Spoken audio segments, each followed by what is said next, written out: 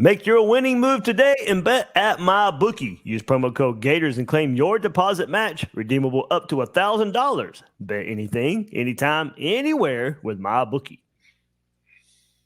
And Gators Breakdown is proud to partner with America's #1 meal kit, HelloFresh. Go to HelloFresh.com/GatorsFree and use code GatorsFree for free breakfast for life with active subscription. Gators Breakdown, because there's never a dull moment in Gator Nation. The Gators Breakdown podcast is ready to go. I'm your host, David Waters. You can find me on social media at GatorDave_SEC. Coming at you this Monday night.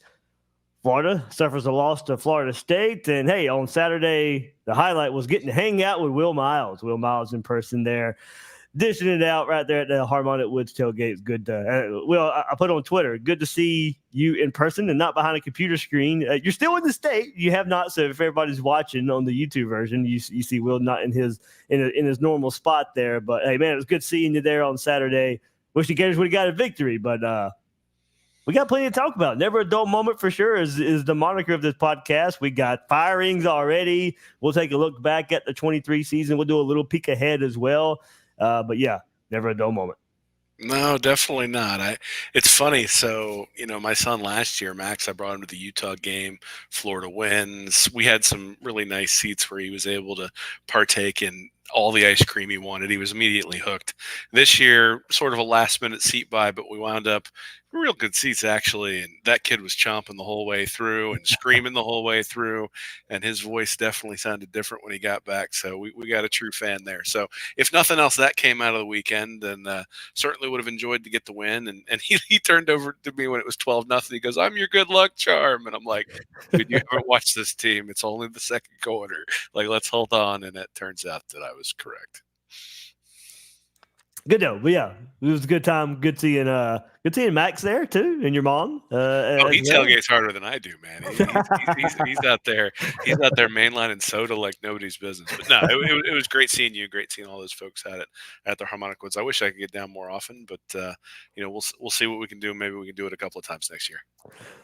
All right. Well, two coaches we won't be talking about next year on staff will be Corey Raymond and Sean Spencer. Hey, of course, I tweeted out not long after it was announced. But guys, if you did miss it, defensive back coach Corey Raymond, Sean Spencer, defensive line coach, out.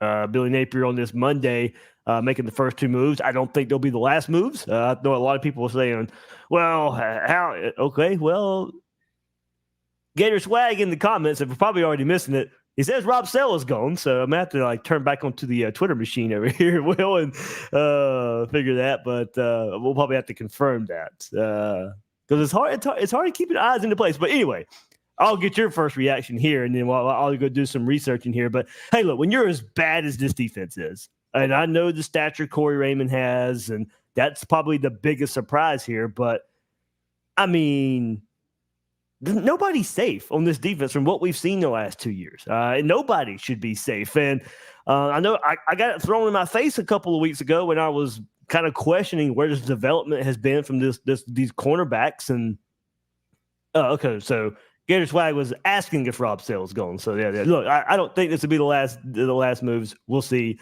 But hey, look, going back to this defense, nobody should be safe. I mean, look, you go back to his last couple of years at LSU, and the LSU pass defense was not what you expected to be there from Corey Raymond and LSU. And look, I mean, it's not like the recruiting has been on fire. It was a deep class last year. I like what Florida brought into the secondary, but look, Raymond was brought to, or we thought or hoped he would be bringing in the 5 stars and the can't miss cornerback. So look, Jakeem Jackson ended up rising in the rankings and was a really, really good cornerback when the rankings were all said and done last year. But you're looking for the big names, you're looking for the 5 stars, looking for the can't miss guys. And look, I didn't see a whole lot of development for a former 5-star Jason Marshall. Jalen Kimber didn't get much better. Now maybe I saw some growth from Jaden Hill there at nickel, and maybe he would have coached these young cornerbacks up, but. Looking at what we have seen so far, coming off of what happened late in his career at LSU as well, what can you really point to?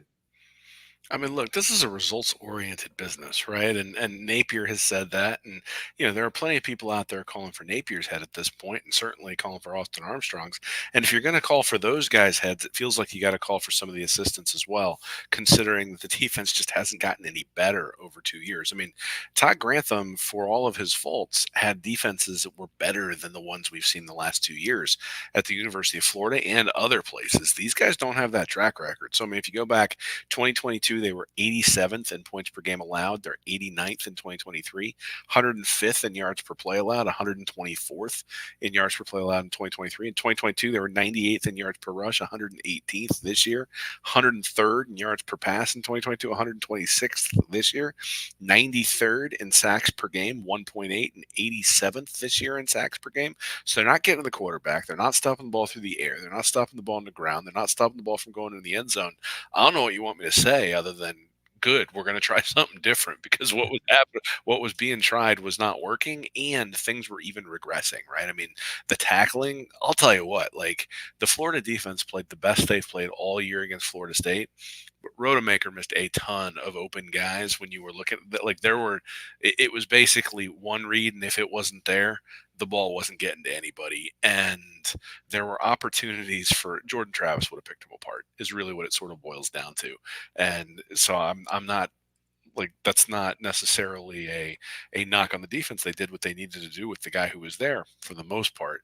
But at the same time, like, the tackling in some cases was just atrocious. The run by Trey Benson for the touchdown in the third quarter, it looked like nobody wanted to bring him down. It was like two-hand touch. I think I tweeted you, or I texted you a picture of the Black Knight from Monty Python running into the guy, saying that's what the defense looks like, and that's what it looks like. And look, when things fundamentally go bad that way, there's gonna have to be consequences, and this is part of that. And this is part of Napier, I think, acknowledging that, look, next year isn't just like a, hey, we have to show some potential, and hey, we have to show some, like, small incremental improvement. You need 9 wins, dude, and that might not even be enough. That's a good point. Like, people will bring up, well, what about this recruiting class and all that stuff? This tells me these moves are for next year. This is Billy Napier knowing my job is on the line. I might be on the hot seat, and now can you get coaches that come in and improve it in year one? Because that's pretty much what you need. But I mean, look, I know as much as we talk about recruiting and stuff, yeah, it's important. And look, I've always been as staunch as we are as recruiting. I've never been the believer of keeping coaches for recruits. You looking long game, but right now, I think during a coach's tenure, I think these moves, at least to me, maybe I'm looking at it the wrong way, mean Billy Napier know he has to win next year. Well, I mean, look, the entire Napier regime was always going to come down to DJ Lagway and how well he plays. If he comes in and he's starting right away next year and he's showing potential, then maybe the win-loss record doesn't matter extensively, but you can't go 5-7 again. Yeah, right. You can't lose to all your rivals again. You're going to have to show progress. And irrespective of the level of talent that Florida has in the locker room right now and is bringing in, it's better than what they were doing on the field, right? Like, to be 129th or 125th, whatever it is, in yards per play allowed, is just preposterous for a Florida team that's bringing in top 10, top 15 classes all the time.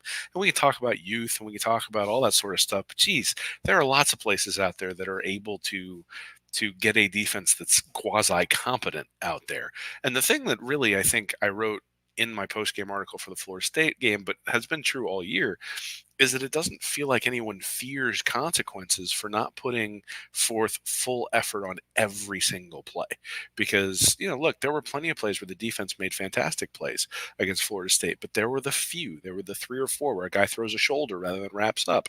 By the time you get to the 12th game of the year, like, you got to be wrapping up. And quite honestly, if guys aren't wrapping up, those guys need to sit. And we never really saw that all year long. So, if you're not going to impose consequences on the players, then it has to be someone else's fault. And those consequences end up rolling uphill, and they've rolled uphill to Raymond and Spencer at this point. And I guess I look at it and I go, irrespective, you could bring, if each of those guys was bringing in 3 5-stars this year, you'd still sit there and go, yeah, but are they actually going to produce? Because you're looking at these are 4-star guys who are out there, right? This isn't like they've got Vanderbilt's roster out there and they're putting up Vanderbilt numbers. So you're underachieving on the field. And if Napier needs to win next year, like let's say he brings in a defensive staff that's able to get him to like 60th in the country. Like everybody's gonna be like, wow, the defense is so much better. And the reality is it's probably just sort of coming back to the normalization of what the talent level dictates, but that's still going to make the team look way, way better just because you've gotten better results on the field. So yeah, I think I agree with you in some respects, which is that this is about winning, but it's also just about getting production. Yeah. Because at the end of the day, you can like you and I both talk about recruiting as being a prerequisite to winning, Right. but it's not the only thing to winning. And so if you bring in guys who come in and regress, well, like if we had 5-star performance from Jason Marshall all year long, this would have been a really, really good, or not a really good defense, but it would have been a heck of a lot better than it was. You didn't get that from the 5-star guy who's out there. And I think at some point you got to look at those guys and say, hey, that it is what it is. Like Parcells used to say this all the time. You are what your record is. And the record is abysmal the last 2 years, not just like average, not like below average, but like bottom of the barrel in the SEC and in the country on that side of the ball. Has to be changes. Has to be. Yeah, and Will, you look at these two position groups, and these are the two position groups you probably group together in a whole lot of ways. Now, to go back and forth as well, you can't ask these guys to cover so much because, well, there's no pressure up front. Florida's not getting sacks, and your quarterbacks are really, really comfortable. And look, they were better at getting sacks last year, of course, too. But the calling card of last year's defense was turnovers. Still not they were this great sacking team last year, and then this year they were abysmal at getting pressure on the quarterback. Did that affect the secondary somewhat? Sure, it did. Absolutely did. If they were better up front, they've been better on the back end as well. But I always go back, Jason Marshall not being, I think developed where he should have been. Kimber, I think Devin Moore's about the only guy that you could point to. He came about last year, but just can't stay on the field. So Corey Raymond doesn't really get the benefit of having him out on the field. But I think has proven when he is out there, he's one of the better playmakers. At safety this year, you did have some good starts from Jordan Castell. Then maybe he's kind of showing his freshman warts as the season went on. Bryce Thornton started playing more as the season went on as well. But the whole entire secondary left a lot to be desired, and so did up front. Florida had no fault of Spencer, probably didn't have a whole lot of help in the middle last year with Dexter. Had to hit the transfer portal so much this year, and they were okay in the middle there, but it's not the instant impact, all SEC performances. Now, I don't want to put that on Jackson and Bates coming in, but I did expect better play up front. Justice Boone going down probably hurts that a bit as well. Tyreek Sapp now having to play more out of position than where he was probably going to this season as well. But I would just assume, given the performances, these two guys being on the chopping block, that Billy Napier didn't like what he saw either from these two position groups. So, yeah, I don't think it's done. On the offensive side, of course, I think offensive line coaches come into play here and see what Billy Napier does there. Maybe wide receiver coach as well with Billy Gonzalez. At the same time, maybe not done on defense either. Now, Bateman, for linebacker, I think that was a little more tough to get a gauge on, Will, because last year I thought Amari Burney made huge steps as a linebacker last year. He had an injured Ventrell Miller. Then this year, Shamar James is your only true linebacker, really, when you throw in, Scooby's really not, Wingo's not really. You had to bring in some transfers, so that's how you had to get true linebackers on the field. But those guys only saw the field more because of Shamar James going down with injury. So, but look, as I said earlier, nobody on defense really should feel safe. If they all have to go, then so be it. But I don't think that's going to happen. But no coach should feel safe on that side. I think on the other side of the ball, more are coming as well. Yeah, look, I think anytime you go 5-7 at the University of Florida and you go 6-7 the year before, people are going to start mumbling, right? And you and I talked to plenty of people, and I had an opportunity to talk to plenty of people this weekend, and there's the disconnect between what you see on the recruiting trail and the organizational structure and what you see on the field, and the lack of organizational structure that appears to be on that side of the ball, or on that side of the program. And that's problematic, right? Because at the end of the day, we care about recruiting, but only because it creates wins. And so if the recruiting isn't creating wins, if the production isn't there, then at some point someone has to be held responsible for that. as far as like the defensive line not being able to get pressure, certainly that affects the secondary. But the secondary not being able to cover anybody for any length of time, allowing the defensive line to get there. If when was the last time we saw a coverage sack for Florida's defensive line? Right, it's really Yeah. rare. We haven't seen that at all. So both of those entities work symbiotically to make sure that things are getting done the way they need to get done, and it just hasn't so far. The other thing is that I think it is worth remembering that Austin Armstrong came in late last year after Patrick Toney left for the Cardinals. And, he's not you think about like the way things work in like the NFL, where if you have a head coach and they hire a new general manager, you pretty much know that head coach is on borrowed time. And because that general manager is going to be gauged by the progress that he sees. And when you start looking at this, Napier is on a second defensive coordinator selection with Armstrong coming in. You can't just change out defensive coordinators every single year. And to be honest, the defense last year was just as bad as it was this year. So is Armstrong really the problem? It's hard for me to say that Armstrong's definitively the problem, even though I didn't particularly like that hire.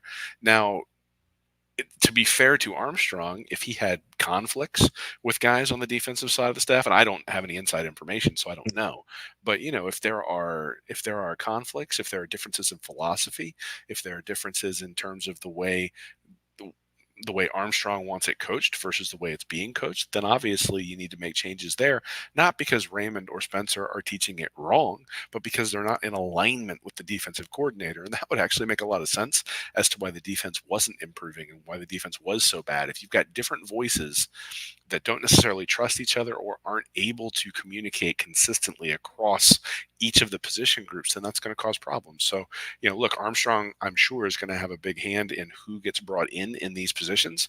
And so then if the defense doesn't get any better, well, then it'll be on Armstrong, and it'll rightly be on Armstrong. I think a lot of it can be on Armstrong anyway. But again, I think if you're just going to change out defensive coordinators every year, you're going to have problems, just like you will, just like the argument people are making for Napier, where you can't keep changing head coaches every 3 years as well. Yeah, my worry there is Armstrong. That's one more worry of being a young DC. What is his tree like? What is his branches like? Like who is he coached with that has experience, that you can trust, that he's been around, and I mean, look, of course he's coached under some other guys, but are they going to come and be under him? That would be, that's probably one of the detractors of hiring another young DC is when you do have to make assistant hires under him. Who has he worked with and had an extensive timeline with that he's out there to go trust as well? So I think that's the interesting angle to it. Hey, Will, another interesting angle to this too.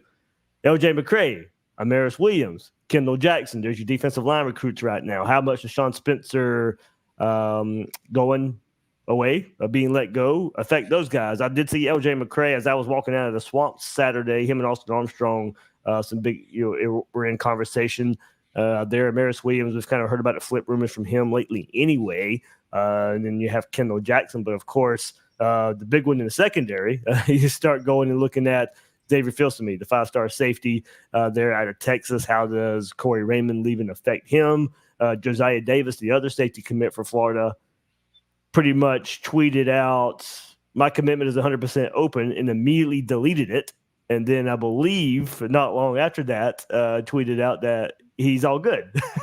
So that's the crazy thing to go along with that. So yeah, Josiah Davis did just tweet it. I'm staying loyal. I'm not decommitting, but there was a post that he did delete that said my commitment is open. So it lets you know how fast it's already changed in just an hour and a half or 2 hours when this has been announced. But hey, with recruiting, of course, that's going to come up here of when you let go these two guys, what's going to be the effect of this recruiting class?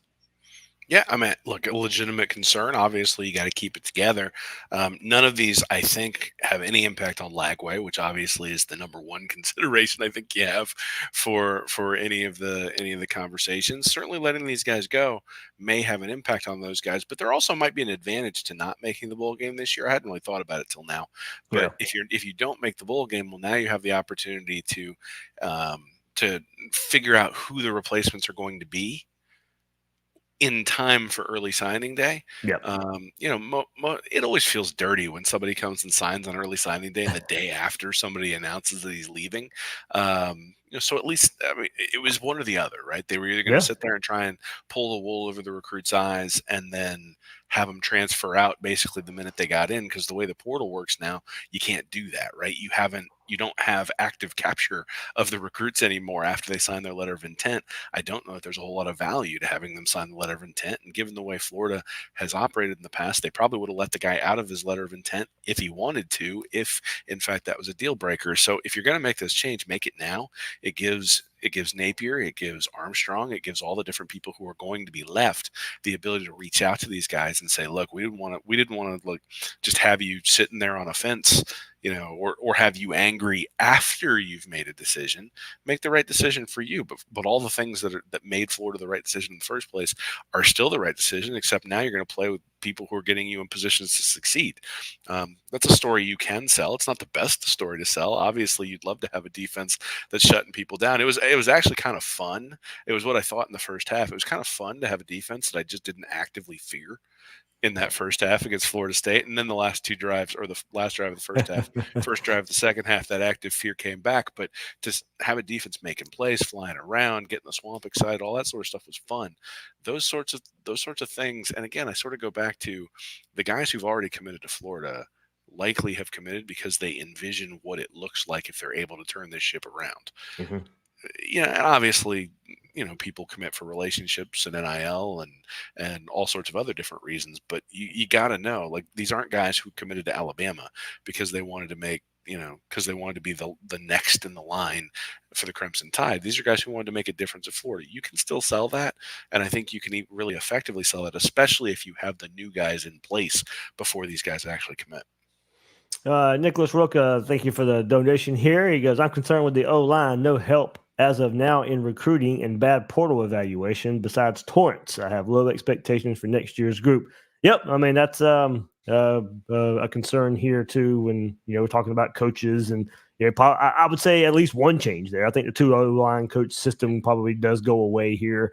We'll see if it's one or both of the offensive line coaches there. But, the transfers this year did certainly not Osiris Torrance level. Not many would have been, but also not the impact I think we wanted from those guys. So hopefully, that one's interesting because so Torrance is not just like an afterthought. The dude was a unanimous All-American. Correct. So from an evaluation perspective, now obviously they had line of sight to him before he came in, but the dude was an All-American and was an unbelievable right guard. The other aspect is, and I don't know the details of everything that occurred, and certainly I'm sure the staff had issues or was part of the reason why it occurred. But you think about it, it did not appear to me that they were anticipating the departures of Ethan White and Michael Tarquin. And not anticipating that would mean that you're not out there, quote unquote, tampering with other offensive linemen. And then you had Keontae Goodwin, the transfer from Kentucky, who decided not to stay here for familial reasons. And he was really sort of the high upside transfer who came in. So there, I'm actually willing to give a little bit more grace, especially when you look at the stats. So I cited the stats on the defensive side of the ball, and nothing has improved.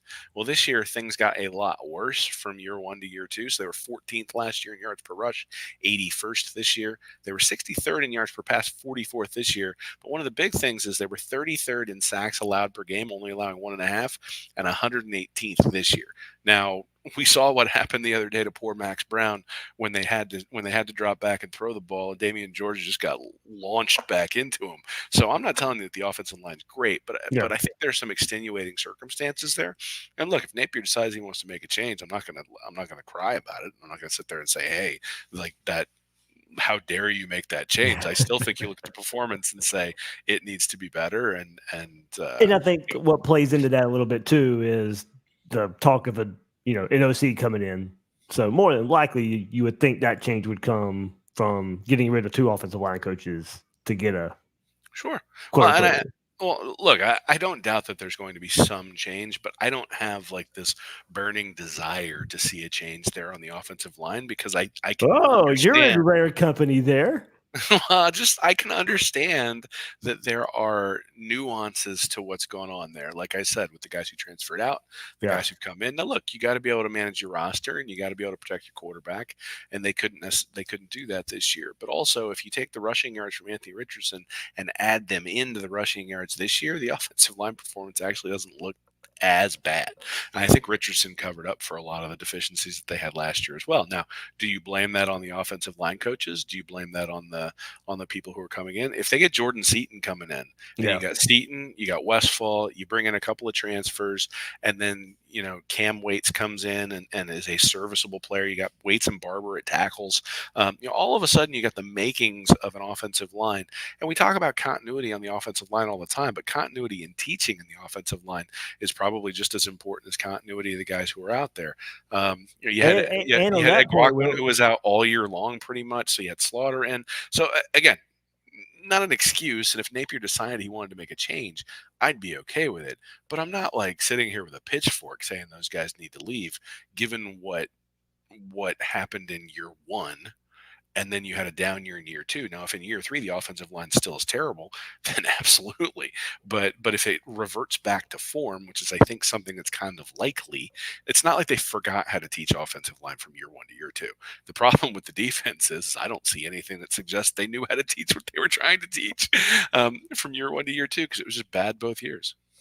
Yeah, I think going along with that was probably what is the benefit of having two offensive line coaches, I guess was probably where I would go with that. If they decided to keep Rob Sale, I probably wouldn't be too disappointed with that if that means you're going to make, the other changes on offense, given his background, his reputation. As you said, things have to change there and get better for sure.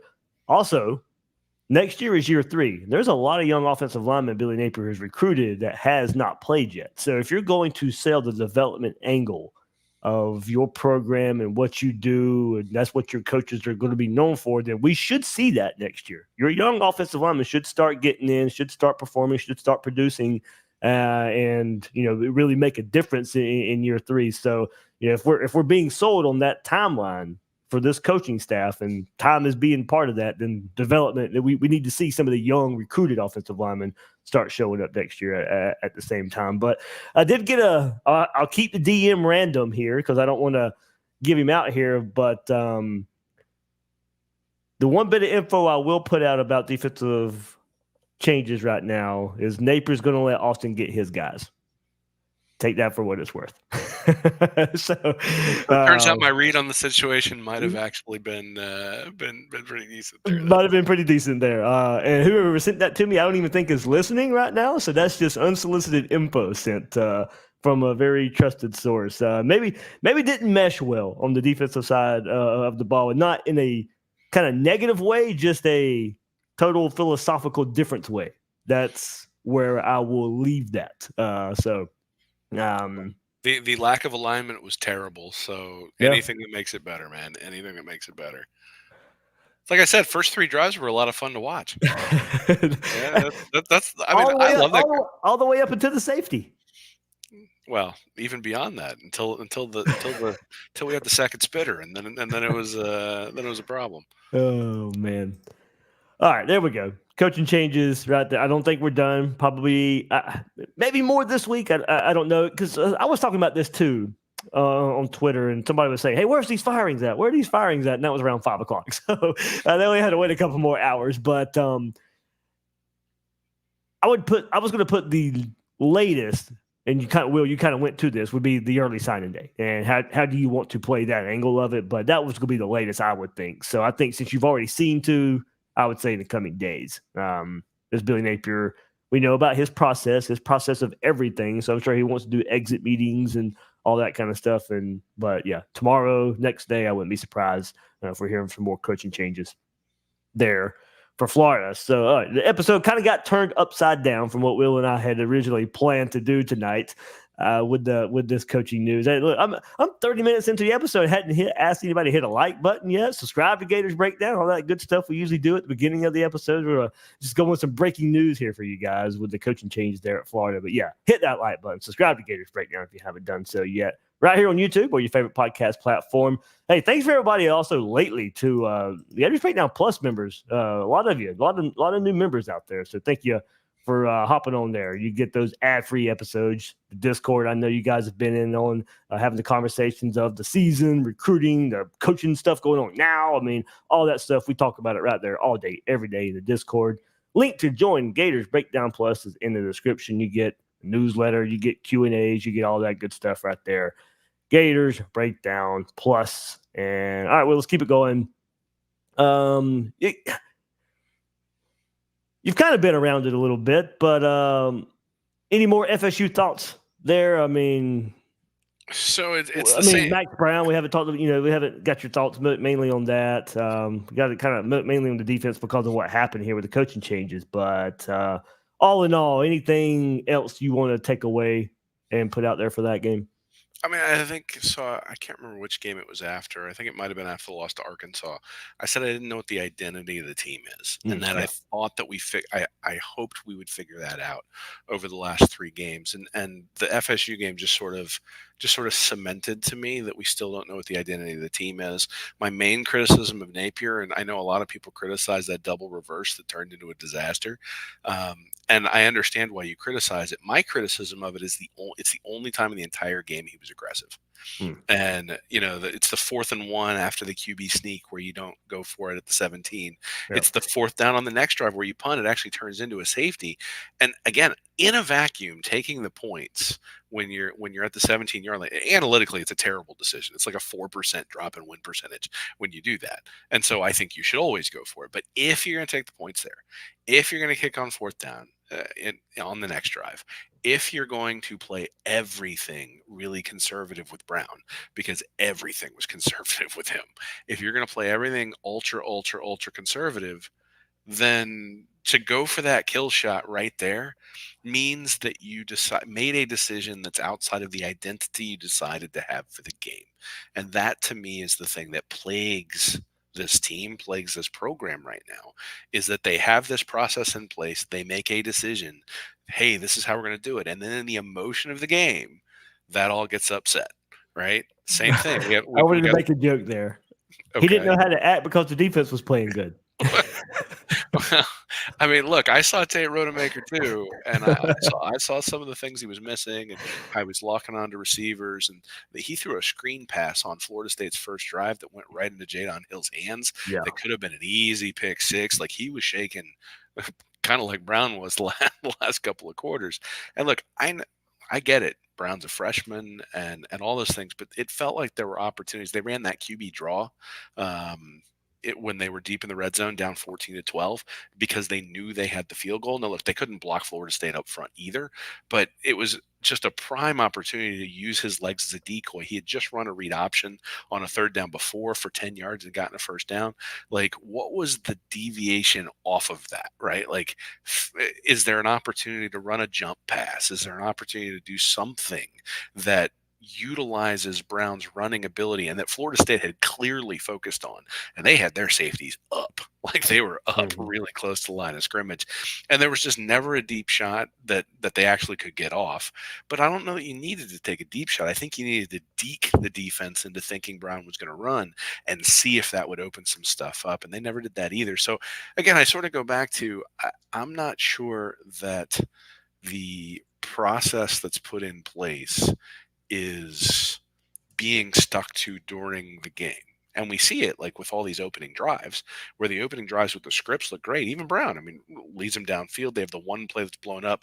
I saw Seth Varnador over on Gators Breakdown broke down that play, specifically the end around to ETN that just got completely blown up and caused them to have to kick a field goal on that first opening drive. So even that drive was pretty good. But once they get away from that script, it feels like they change from who their identity is. And look, Pearsall only has 1 catch. You had Trey Wilson has 3 catches, and I think the last one was the one where Brown got hit and the ball fluttered in the air, and he catches it a yard short of the 1st down. So, I mean, that was like midway through the 2nd quarter. It was before the safety. So Wilson doesn't touch the ball in the second half. Pearsall only has the one catch, and obviously, if he hits him in the breadbasket on that one, it's a touchdown. But to me, that was the thing. Is I just keep looking for what is the identity of your team going to be? Are you going to smash him in the face? Are you going to be finesse? And then how are you going to impose your will on an opponent at home? And that game was right there for the taking. Yeah. Rodemaker looked bad. Florida State couldn't run the ball, which against Florida is like, it's the only team all year that hasn't been able to run the ball against them. And they just made just enough plays. And if you look at like the post game, College Football Data has post game win expectancy. Florida had an 88% chance to win that one. And it really came down to Florida had 5 opportunities inside the opponent's 40 and only had 13 points. Florida State had 5 opportunities inside the opponent's 40. And remember, one of those was the interception at the end. So really only 4, and they came away with 24 points. And that was the difference in the game is every time Florida State got down to that territory, they knew who they were. They took shots with Rodemaker on 4th down. They went for it on that 4th down, hit the slant. I mean, the defender there actually played that one great, but still hits the slant. Another completion down to Wilson on the rollout that sets it up at the end of the half when they could have settled for a field goal. There were multiple opportunities where they could have played it safe, and they decided not to. And I just thought that was the difference, is that Napier played except for that reverse, played in a way where he was sitting there going, I'm going to play everything close to the vest. And with the defense the way it is, I just don't think you can do that. I think you got to make a decision to be aggressive. And if it ends up being a 35-7 loss because you were aggressive, then so be it.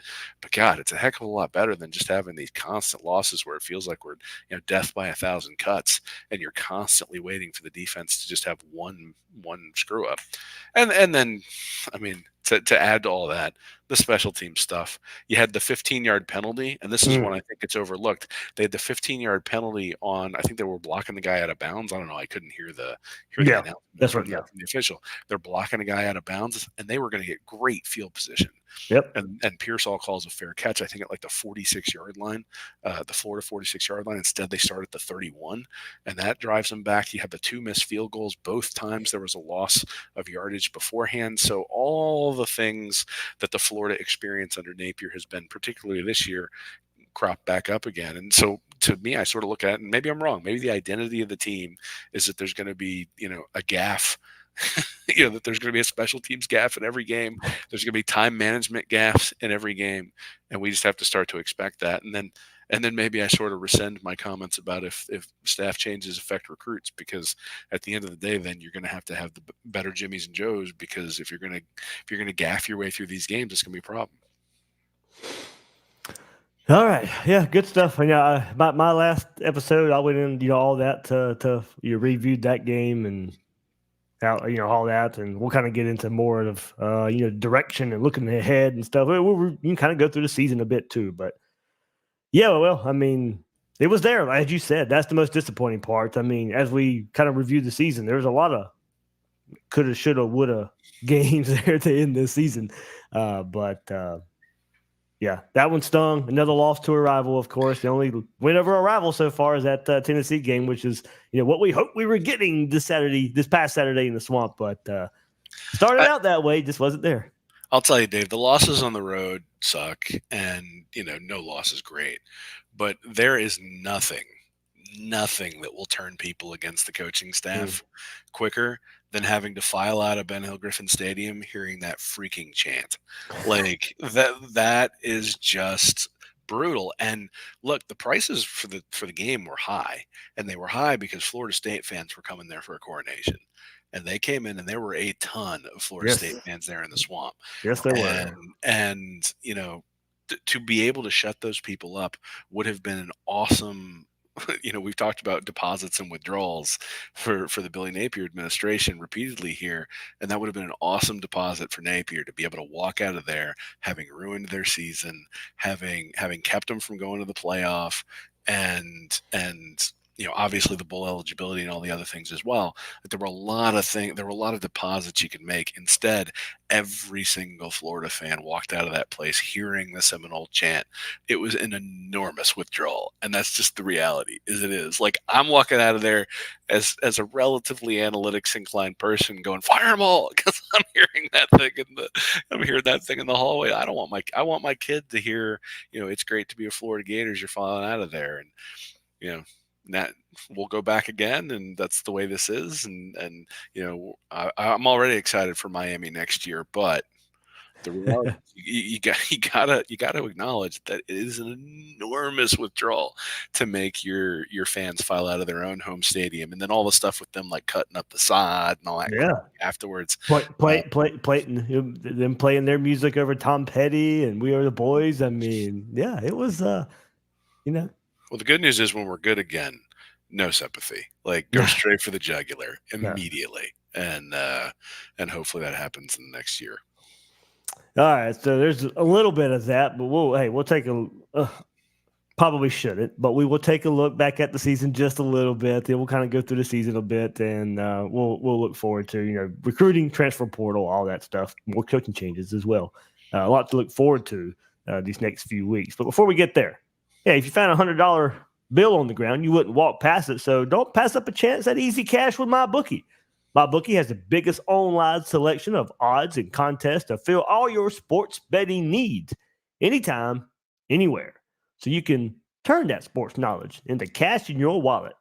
Bet on the NFL, conference championship week in college football this week, or play for a share of big cash prizes in the weekly blackjack tournaments. If you've been waiting for the right time to get in on the action, that time is now. Make your winning move today. Sign up at MyBookie using promo code Gators to claim your deposit match, redeemable up to $1,000. Again, that's promo code Gators to claim your bonus.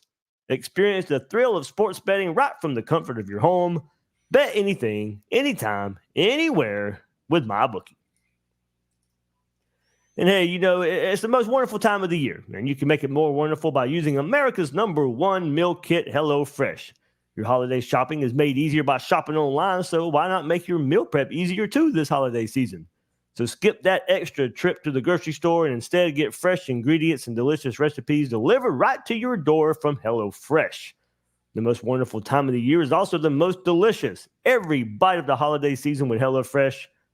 Choose from over 45 weekly recipes and over 100 curated picks from the HelloFresh market. One of my favorites now, just started trying it, the breakfast. I'm a big fan of those quick and easy turkey, sausage, and cheese egg bites. Pop them in the microwave, and you got a tasty hot breakfast really quick. So treat yourself today. Go to HelloFresh.com/GatorsFree and use code GatorsFree for free breakfast for life. One breakfast item per box while subscription is active. That's free breakfast for life at HelloFresh.com/GatorsFree with code GatorsFree. I will, of course, we'll take a look back at the season and kind of just, started off with that Thursday night game versus Utah. Everybody's excited. I think we got our precursor to this defense on the very first play from Utah. Florida hadn't had identified, their playmakers yet with, Trey Wilson, of course. We saw a little bit of it, saw him more throughout the season. Arliss Boardingham's middle of the season stretch there. I hadn't gotten to that point yet, but of course started the season off with a loss there at Utah. And then, of course, bounced back, had the big win over Tennessee. And I still go back to that game, Will, because I still remember. And, of course, it was a theme for us throughout the offseason. Billy Napier's in the locker room after that game, telling the players right away, hey, we did this last year too. We have momentum. We had momentum. We couldn't capitalize on it. And I think I text you. I probably text so many other people. I mean, sitting in the stadium again Saturday night and seeing how that game played out. We'll go back to that Tennessee game. Then a couple weeks later, that Kentucky game. Under Billy Napier so far, Florida is allergic to momentum. Every time it seems like you have something going your way, something happens to take it away. A lot of it's self-inflicted, but hey, it's just the way it's been, especially in the season, on the field. Hopefully recruiting's not that way either with the way we'll see how this class finishes. But, Will, I think, kind of just going back to maybe that first quarter of the season, it was there. You had some momentum, but once again, fell apart. Yeah, I mean, so we all knew that the first part of the season was key. And honestly, after they got through the first part of the season at, what was it, 5-2, 5-2. you're sitting there going, There all you go right, again. like, Momentum. 5-2. You had some momentum. well, and this is where the analytics person in me does come out and say momentum is a myth. Like, it doesn't exist. And it turns out that when you play crap teams and get wins, like, that maybe makes people feel good and you can pat people on the back, but they played a bunch of ranked teams in the final stretch and lost the one game to the team that wasn't ranked and wasn't very good, and that losing that game immediately put them in a situation where they were fighting uphill. Now, Utah, it turns out, has, a good team, definitely not a great team out west, especially since Rising never came back. Yeah. Utah was limited in terms of how good they were. Kentucky, what they end up 7-5, so they weren't a great team, and they absolutely bulldozed Florida. Georgia, that was a joke. We were never going to beat the Bulldogs this year, given what we started to see on the field. But then you had the Missouri game that was close. You had the opportunity. You had the Florida State game that was close. You had the opportunity, and just don't get the job done. And those are sort of, that's the way things work. Is when you play a bunch of close games, there are going to be times where you don't get the job done. And how do you avoid those sorts of things? To me, the biggest tell in all that stuff is the game against Charlotte. I thought the Charlotte game was really close. I thought that they didn't, and maybe even the Vanderbilt game too, that was a lot closer than what the final score indicated. And those two games did two things. One is you had to fight and play 4 quarters in games that you really would have rather sort of had a rest.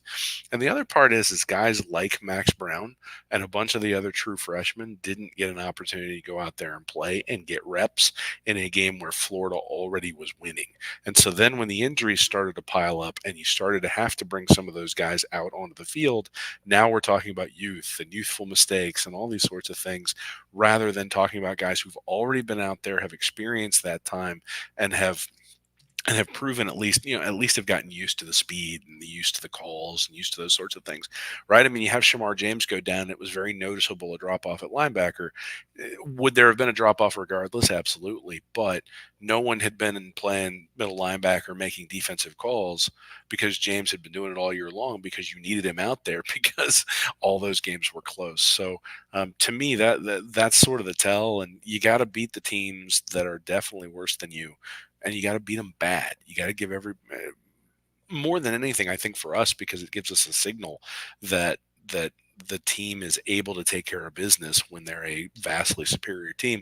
Only time I felt like they did that this year was against McNeese, and I think it came back to bite them there on the second half of the schedule. Well, I mean, last win, mid-October. And it was a miracle win over South Carolina. Because a lot of people will point to, this team is just a play away from being 7-5. They're also a play away from being 4-8. Yep. And they're a bad first half from Tennessee away from being even worse, right? I think you can always make those justifications, and it's fine. And actually, I think there are times when you do it. So the time that I do it is, so there's an old concept that's typically used in baseball, but it's called the Pythagorean expectation. And basically what you do is you look at points for and points against, and then you project what your expected winning percentage should be. And so there are often times you can do this in the NFL, and you can do it in Major League Baseball too, and sort of predict, all right, which teams did well this year but didn't see it in their record, and so we should expect them to take a leap next year. There's none of that at Florida. So Florida gave up 26, or scored 26 points, 26.5 points per game against FBS opponents, 29.5 points they gave up, which means you should expect a 45% winning percentage. And in a 12-game schedule with one cupcake, you should expect them to go 6-6. So they underperformed by a game. In fact, it'd be 5.9 and 6.1. But last year they scored 27.7 points, gave up 29.8.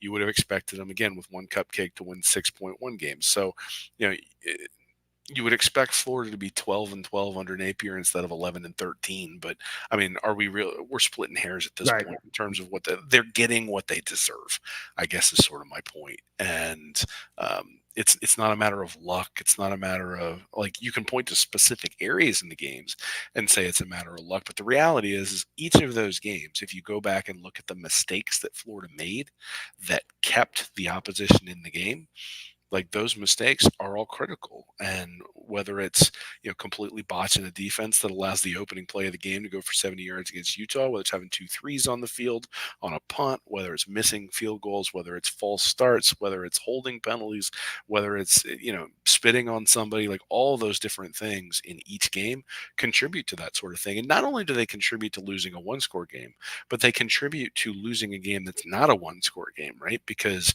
it would have been a close game. You might have had an opportunity, and instead you don't. So Florida makes those 2 field goals, and if they don't have the spitting penalty, is the game against Florida State way, way closer? Do they maybe even come away with the win?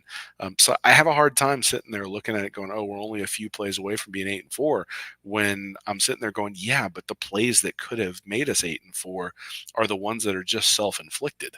And those are the things you can control. Napier's talked all year about Gators doing stuff that hurt Gators. Well, that just never ended. And so you are who you are. And the point totals say that this is a 5-7 or a 6-6 team. And that's exactly where they wound up.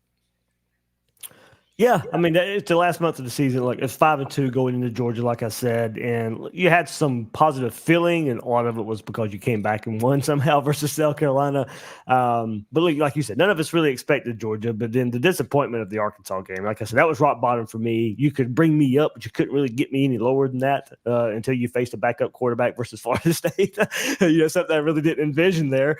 But you had, but that's the most frustrating part. You had those coulda, shoulda, woulda games. You still had a chance somehow versus Missouri. You still had a chance somehow versus Florida State, and just weren't able to. Why can't Florida be the team? And I said this the other day, to overcome the expectations. Besides the Tennessee game, where we're that upset earlier in the season. Okay, why couldn't you? You pretty much explained why, but why couldn't Florida be that team right here in the last month of the season? But do what South Carolina did last year.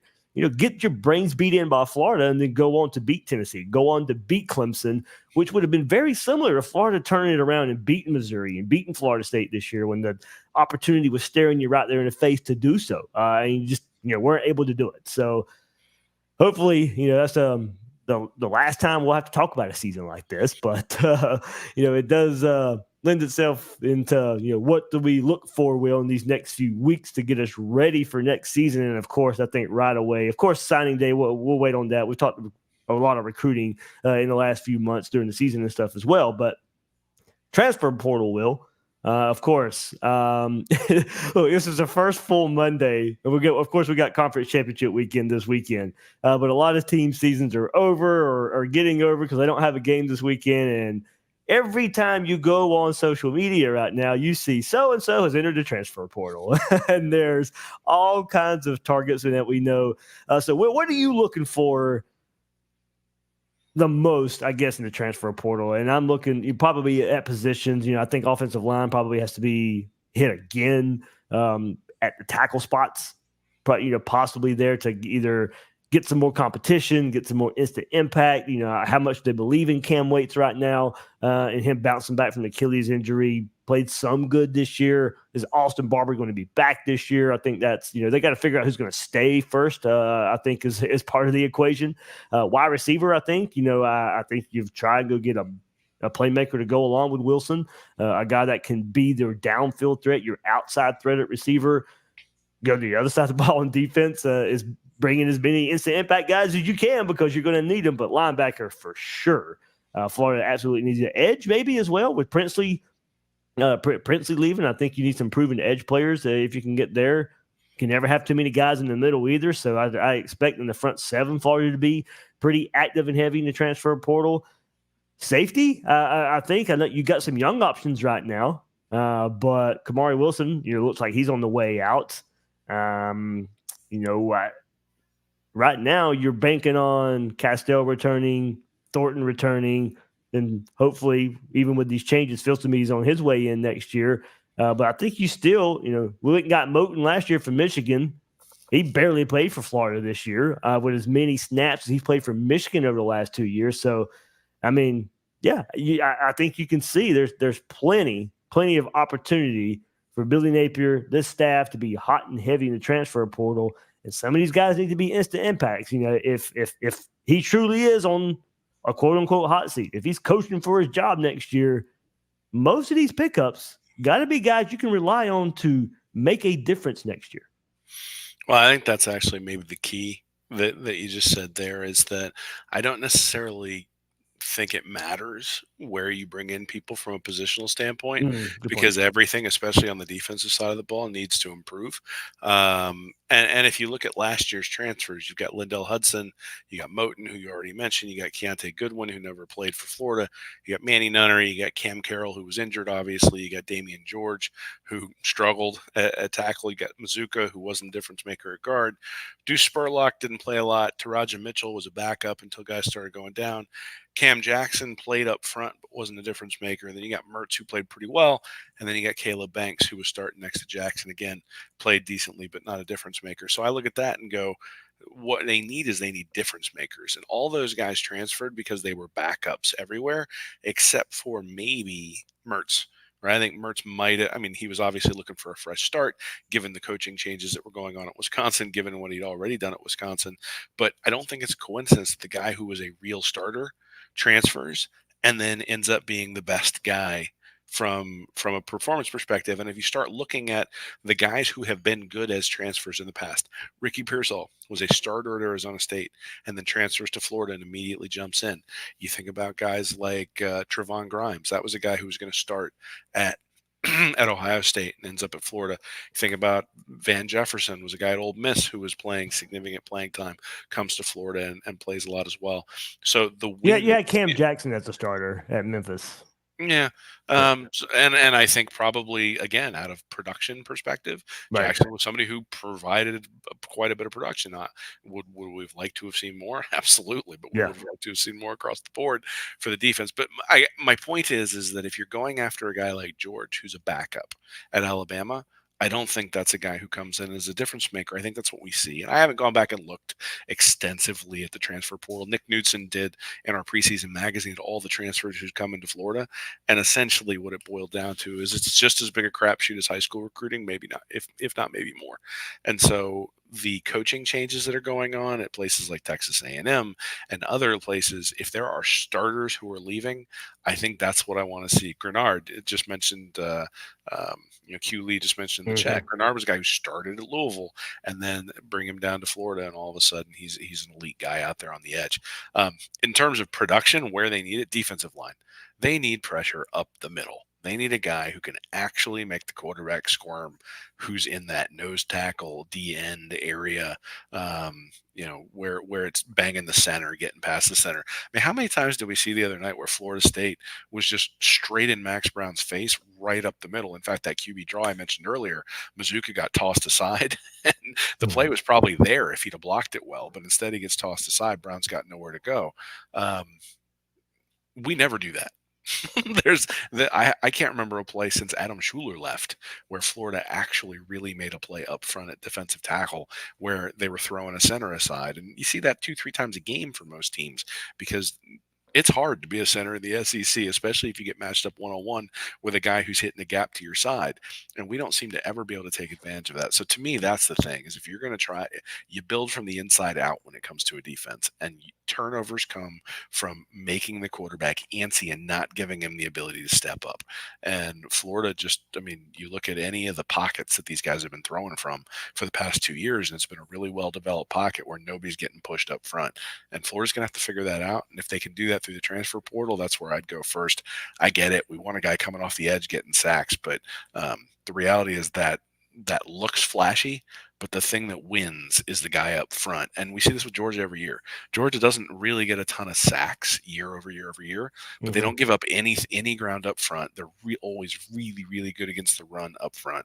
And then the quarterback never has anywhere to go when the defensive ends are coming around the edge. So maybe they don't get there, but the ball gets thrown away, and then their defensive backs have the opportunity to turn it into a turnover, especially because they've usually got really athletic linebackers who can then make a play as well. So, to me, that's it. Defensive line, it's always That's always the priority on any defense.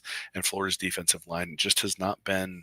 They haven't generated havoc now for years. Mm. It's going to be something that has to change. Yeah, I went outside, you went inside, Will. So before we wrap up this episode, I'll just go through the names here. Jalen Humphreys is on the roster. Of course, you wouldn't expect him to be on the roster next year. Desmond Watson, is he a transfer candidate? Cam Jackson, I know he got his Senior Bowl package in today. He can come back, but I don't think he will. So that leaves, of course, Chris McClellan, Tyreek Sapp. Does Tyreek Sapp now play, hopefully, with Justice Boone being healthy next year? Does he slide back into a more natural spot where he takes a step next year? Of course, Caleb Banks, Jamari Lyons, and then you have, I think the worry here, Will Norman probably looks like to be on his way out, a true freshman for Florida this past year, has not played really at all this year. From everything I can gather, transfer portal candidate already as a true freshman. So, you lose some depth from the last recruiting class. So there's your, middle. Yeah, you need some help there. Florida needs to go hit the portal there to add to that group of players. And then, of course, Princely on his way out at edge.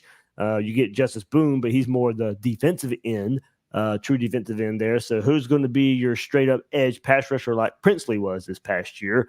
Pyburn, he'll come back from injury, but he's not that at this. I don't know if he'll ever develop into a every down guy you count on as a pass rusher. Kelby Collins, Cameron James, TJ Searcy are other names that you'll bring up at that. So, yeah, I think, breaking it down at defensive line, breaking it down at edge, I think Florida needs some help right up front, whether it be inside and outside there, Will. So, yeah, as you said, man, need all the help they can get. Hey, in the trenches, honestly, on both sides of the ball. I think Q, he put it back in here, too. He goes, if every portal acquisition is offensive line and defensive line, he's happy. So I just look at it and I say, especially on the defensive side of the ball, if you bring in a guy who played as a starter at a Power 5 school last year, would you slide him in front of everybody who was out there this year? So if you were to bring in a guy in the portal who was a starter at a Power 5 school last year, is there any reason that guy wouldn't get slid in front of the guy who was starting this year for Florida, given the performance on the field? Given the statistical profile on the field, we talked about early in the episode that nobody's job is safe on the defense, on the staff. But I mean, why would your job be safe if you were a player on the defense either? Again, I mean, I think it's all symbiotic, and look, people are going to point fingers and blame and all sorts of stuff. But at the end of the day, if you had a difference-making defensive tackle who could get in there and blow things up, Austin Armstrong and Corey Raymond and Spencer would all look way, way better. And we haven't seen that yet. So it's going to have to come from either one of the guys who was a true freshman this year, one of the guys who's a recruit, though obviously it doesn't look like there's like a difference-making interior defensive lineman in the class, at least not yet, or it's going to have to come through the portal. And so I just look at it and I go, if Power 5 starter, find a guy who is a Power 5 starter who, for whatever reason is deciding that it's not the right place for him. And, whether there was a coaching change, whether it was a position coach change, the same thing that people are going to target Florida's guys for, right? Mm-hmm. That some of these young guys, like you mentioned Norman, people are going to go target him because they had an evaluation on him when he was coming out of high school. Spencer's let go. Maybe he's not happy with his playing time. Maybe he's not happy with the coaching changes that are going on. Okay, there's an opportunity to go get that guy. That exists everywhere else too. And I saw Nick Delatorre put something out, I think today, about scholarships.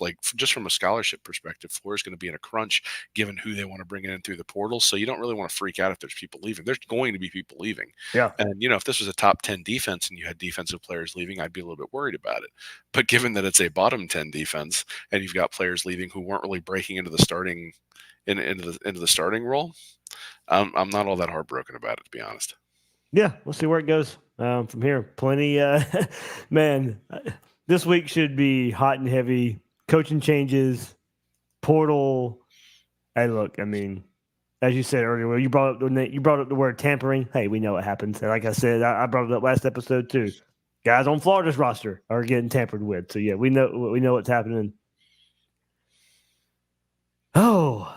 Got to tamper better than other people, man. That's the thing. Here's the thing about the portal, too. Yeah, kind of going along with that, people were like, oh, Florida's got to get this guy. Florida's not going to be the only one going after these guys. It's just not like if they're in the portal, Florida can automatically get them. I think the point is Florida should already have gotten the guy, right? Like the reality is that the way this stuff works, and you know this when you get hired as a college football coach, is that you're going to be bending the rules because that's the only way you actually win.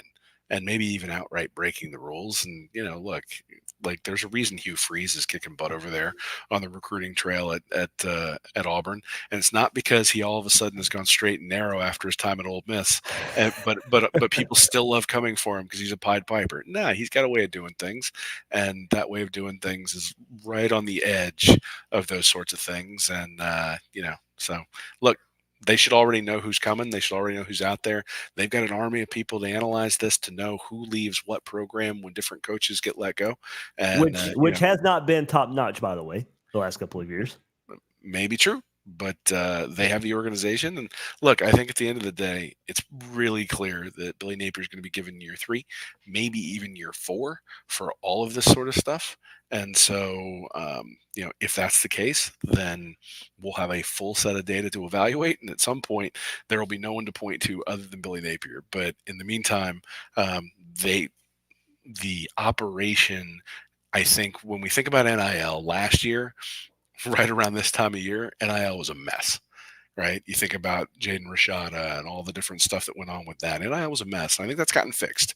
Or at least if you talk to people who know what's going on in the program, that's gotten fixed. So if you look at the transfer portal and you look at sort of where they were, okay, have they gotten that fixed now as well? Now, you'd love to have people coming in running from the start and not necessarily be having to fix things all the time. But hey, if it's broken, you got to get it fixed. And hopefully they're on the way to getting that done. Yep. So officially the portal 1 week from today. When we get together today, I expect Florida to have 10 guys already signed, sealed, delivered in the transfer portal 8:30 next Monday night. But no, we'll see. We'll see. This next week should be fun keeping up with that. Of course, guys that are playing for teams in conference championship games, of course, will probably be waiting until next week. So look, not everybody's going to go in next Monday and out next Monday. So this is going to be a few week process. I think it's is it 30 days for the first window? Yeah, something like that. I forget. Yeah. But I think what we saw last year is anybody who was of any significance was in that first window. Yeah. So, we all sort of sat there and said, well, maybe they're just waiting to add people in the second. And the answer is no. The answer was that they just missed in the first segment, and hopefully that doesn't happen this year. Yeah, it could change this year with that thoughts with the portal window because I know it's shorter, but yeah, I forget it's supposed to be done to help the coaches out. So I forgot. I was trying to find it quickly. Oh well, I don't want to keep people hanging on here, but. Oh well, I think it is within the first 30 days. I think this first one's 30 days, and then I think the one in the spring is 15, if I'm remembering off the top of my head. Oh yeah, there it is. Yeah, 30 days in the fall, beginning 7 days after a sports championship selection, and 50. I don't know when the date of this was, but that was from 2023. Yeah, so the first one's 30, and then the second one's 15. So 45 total days. 30 days in this first window is enough time. So I think going back to your point, this first window is going to be probably a big majority of where it comes from and the impact that you get from there. So perhaps the biggest form of tampering that's going to be important is making sure that DJ Lagway gets the playbook. Hey, he was already credit to him. He was already practicing with a ball that Florida has. So it's. I just missed him. He was at one of the tailgates I got invited to, and by the time I got to the tailgate, he had just walked out. I know. Yeah, Mike, I was really disappointed. So. Mike reached out to me the day as well. He goes, "Did you show up by the time Lagway was there?" I was like, "Nah, I just missed him." So. It's always that way. But hey, we won't miss him next year. Hopefully, he'll be out there slinging the ball all over the swamp. Absolutely. So. All right, well, hey, man, another season down. A lot of fun covering these Gators with you, even though the results were not the best. But you and I, since 2017, right? The Gators Breakdown started in 2016. You jumped on in 2017. We did the season. We've done every season since then, every Monday night right here on Gators Breakdown. So, hey, man, it's been a lot of fun covering this team with you. But, man, Hopefully some more wins. Hopefully some more wins down the road.